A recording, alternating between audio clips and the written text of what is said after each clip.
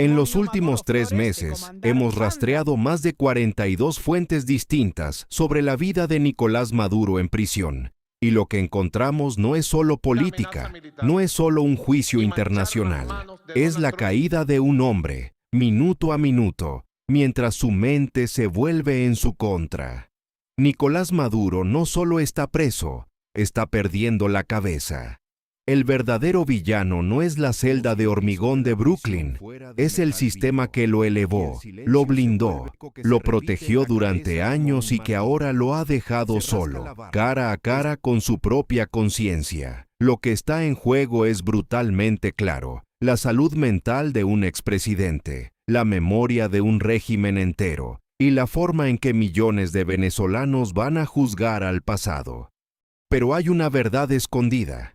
Un secreto que conecta todo lo que ha pasado, y lo revelaré al final, después de que entres conmigo en su celda, en sus pensamientos, en su locura. En 2026, dentro del Metropolitan Detention Center de Brooklyn, Nicolás Maduro ya no es el presidente que alguna vez ocupó Miraflores con discursos de 5 horas, banderas rojas ondeando y multitudes gritando su nombre. Es un recluso más. Un número de identificación, un traje naranja caminando por un pasillo de hormigón gris, con el eco de su pasado pegado a las paredes. Cada paso que da resuena como si el piso de la prisión fuera de metal vivo, y el silencio se vuelve más fuerte que cualquier aplauso que alguna vez escuchó.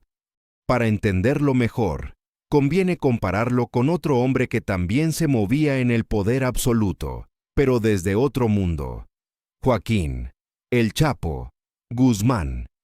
En prisión, El Chapo jamás se sintió presidente de un país, pero sí se sintió señor indiscutido de un imperio de la droga.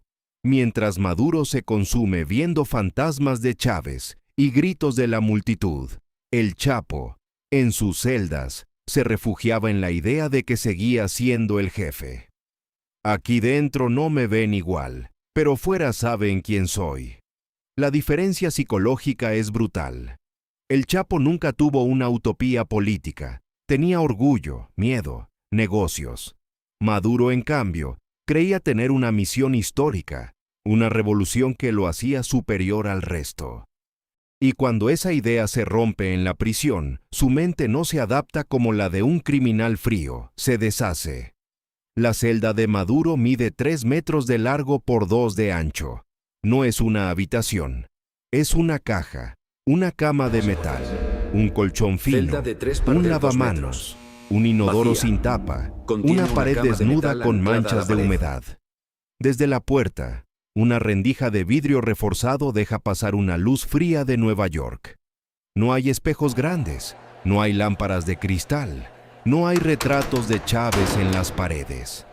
Hay solo un espejo pequeño, sucio, y un crucifijo de oro que ya no tiene el poder de un crucifijo, solo el peso de la derrota.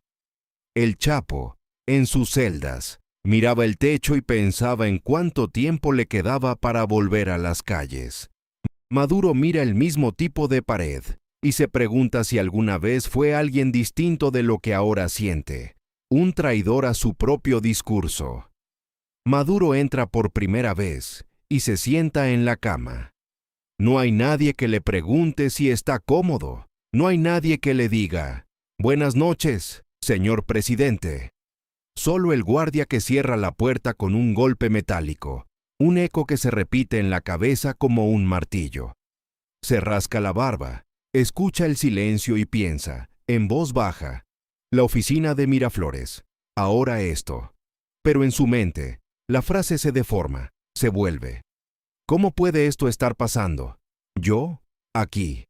El Chapo, en contraste, jamás reclamó el trono de la historia.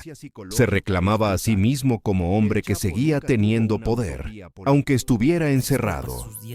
Maduro, en cambio, no solo perdió el poder, perdió su narrativa.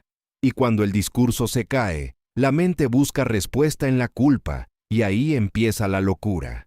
No es un grito, no es un colapso visible, es algo más sutil, la mente que se encierra en círculos. Pasa horas sentado en la cama, con la mirada perdida en la pared. Repite frases para sí mismo, como si fuera una especie de liturgia.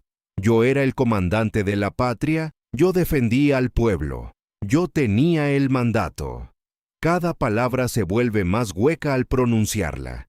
Empieza a hablarle a la pared, no a gritos, sino como si alguien invisible estuviera escuchando. Le cuenta a ese alguien sobre sus decisiones, sobre sus victorias, sobre los que lo traicionaron. A veces se detiene y se ríe solo. No es una risa feliz. Es nerviosa, rota, casi ahogada. ¿Soy yo el que está loco o todo esto estaba loco desde el principio?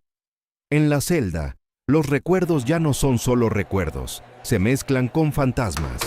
Mira el espejo y no solo ve a un hombre de barba crecida y ojeras, ve a Hugo Chávez atrás de él. Lo ve señalándolo con el dedo. Escucha una voz que le dice: ¿qué hiciste con lo que te di? No es alucinación clínica pura, es culpa personificada. La celda se vuelve un escenario donde el pasado se proyecta sin filtro. El Chapo, en comparación, no sueña con líderes políticos, sueña con negocios, con dinero, con escapatorias. Cuando imagina algo, es concreto, mercantil. Maduro imagina discursos que ya no se darán, multitudes que ya no volverán. Es la diferencia entre un narcotraficante que nunca se creyó santo y un político que se creyó profeta. Algunas noches se levanta de la cama y camina 3 pasos hacia adelante, 3 pasos hacia atrás. Repite el mismo círculo, como si ensayara un discurso que nadie va a escuchar. Levanta la mano, como si sostuviera un micrófono invisible. Pueblo de Venezuela, pueblo heroico. Pero la frase muere en sus labios. No hay micrófono, no hay pueblo, solo hormigón y una cámara de seguridad que lo observa sin piedad. El Chapo, en cambio, podría caminar por su celda repitiendo frases de negocios, de contactos, de deudas. A tal le debo, a tal me deben. No hay héroes, no hay patria, solo cuentas.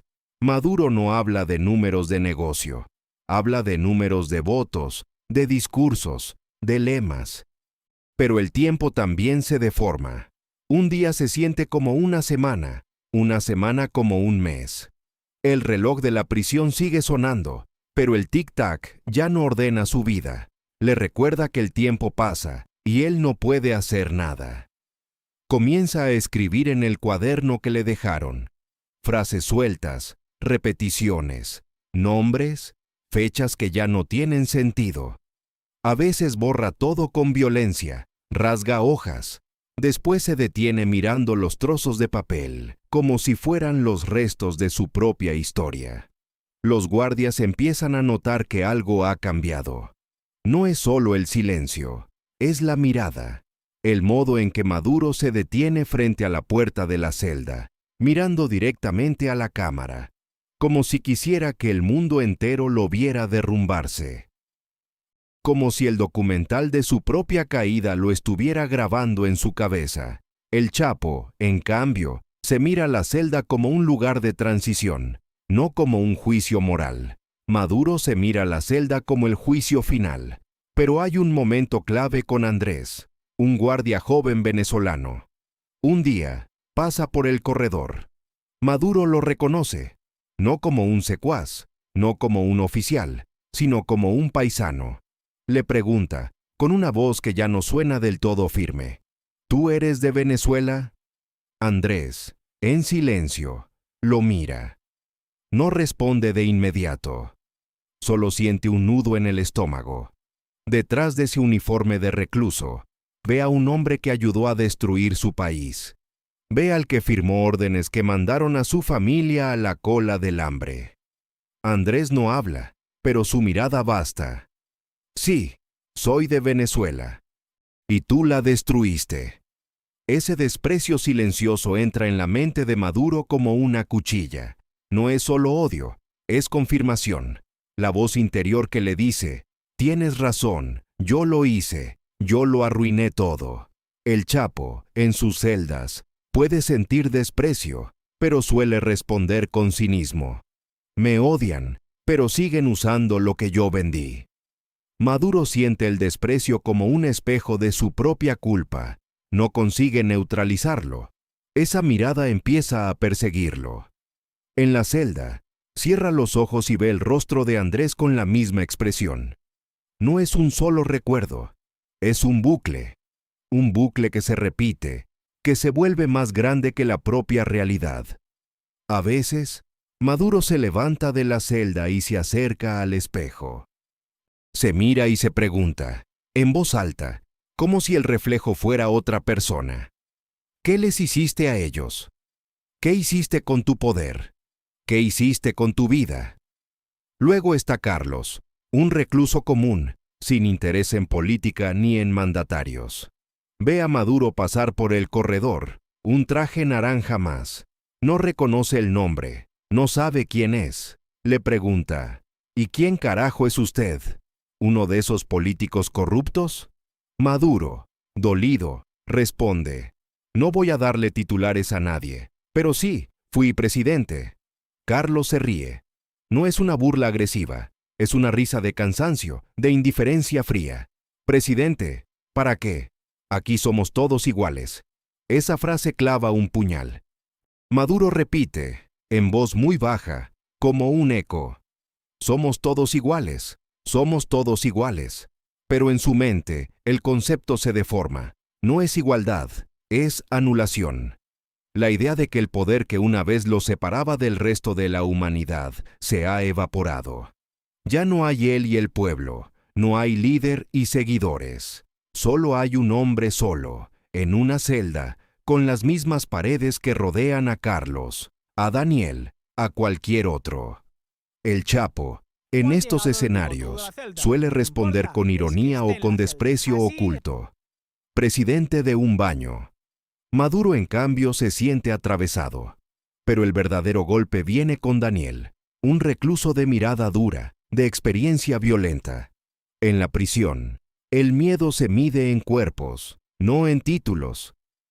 Cada vez que ve a Maduro, se acerca lo suficiente para que el tono de su voz sea apenas un murmullo, pero claro, el que vendió Venezuela, el que dejó morir a mi familia, el que nunca trabajó un día honradamente. Maduro escucha, no responde, no porque se haga el valiente, sino porque ya no sabe qué decir. Su mente, poco a poco, se vuelve un lugar hostil. Hay dos voces dentro de su cabeza, una que todavía intenta defender lo que hizo, y otra que repite, tú los mataste, tú los abandonaste, tú eras el poder y jugaste como si fuera un juego. La presencia de Daniel lo hace caminar más rápido por el pasillo, mirar hacia los lados, comprobar que el guardia está cerca. No es solo el miedo físico, es el miedo a que la violencia le dé una razón concreta a su propia sensación de caos. El Chapo, en esta situación, suele interiorizar la amenaza como un cálculo de riesgo. Maduro la siente como un eco del juicio moral. Pero en la celda, el insomnio devora sus noches. Se queda sentado en la cama, con la espalda recta, como si fuera a dar un discurso, pero con la boca cerrada. Ve sombras en la pared. La mancha de la humedad se vuelve, en su mente, un rostro. El reflejo del crucifijo de oro se mezcla con la silueta de Chávez. Empieza a murmurar frases de sus discursos. El imperio nunca nos doblegará. La patria se defenderá. El pueblo unido. Pero las palabras se rompen en la mitad. La voz se quiebra.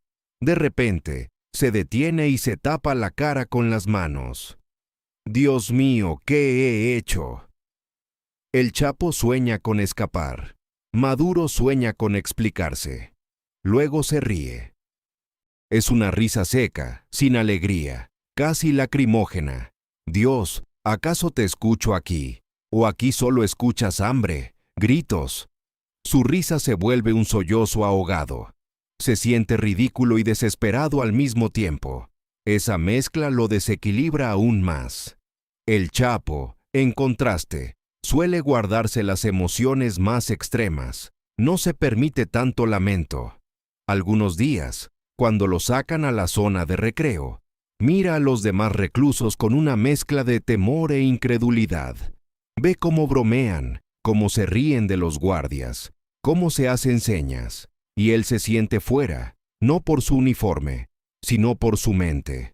Siente que su cabeza no encaja allí. Está atrapado entre dos mundos, el que fue y el que es, y esa distancia es la que lo está volviendo loco. El Chapo se siente aparte por su historia criminal. Maduro se siente aparte por su responsabilidad política, pero no se queda en la incredulidad.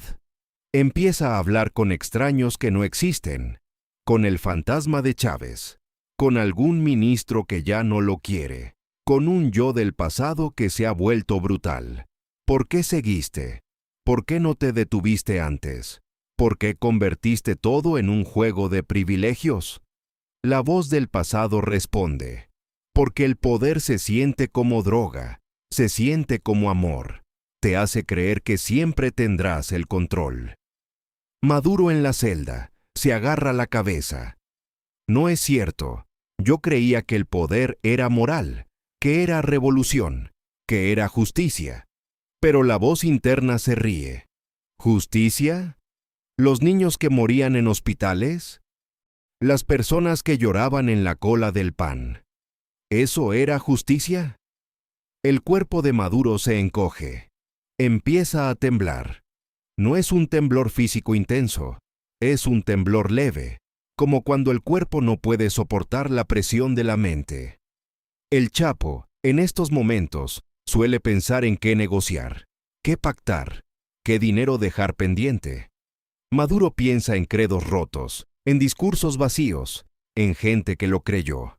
Pero no todo se queda en la fantasía. Los días pasan. Su cuerpo se debilita, pero su mente se enciende. Tiene momentos de claridad absoluta en los que ve su vida como una película que alguien le está proyectando. Ve a sí mismo diciendo palabras que ya no entiende.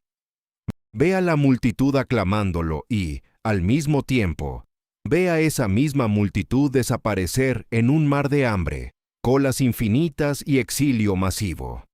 Aquí está la verdad escondida que conecta todo. No fue el imperio quien lo quebró, ni las celdas de Brooklyn. Fue su propia mentira, el fraude que fingió ser revolución, devorándolo desde dentro como un cáncer silencioso. Nicolás Maduro no perdió el poder lo perdió a él. En esa celda no hay redención. Solo queda el eco de un régimen muerto y un hombre convertido en su propio verdugo eterno.